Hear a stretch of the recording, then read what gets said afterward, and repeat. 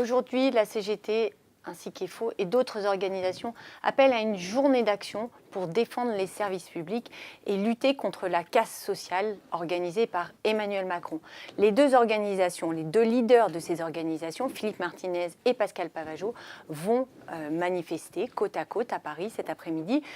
Et est-ce que cette mobilisation va être suivie? Est-ce qu'il y aura du monde dans les rues?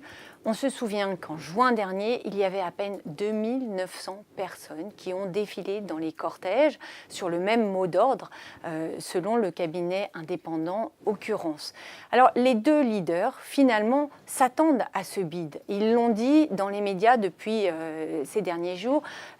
Pascal Pavageau de EFO explique que s'il n'y a pas beaucoup de monde, finalement, ça n'est pas grave. Ce qui compte, c'est un éveil des consciences. Philippe Martinez, lui, donne une autre interprétation en disant que c'est surtout les personnels des services publics qui ont du mal à pouvoir se mettre en grève, ils sont face à des menaces de répression, que dans les hôpitaux, les personnels soignants sont consciencieux, ils ne peuvent pas quitter leur poste.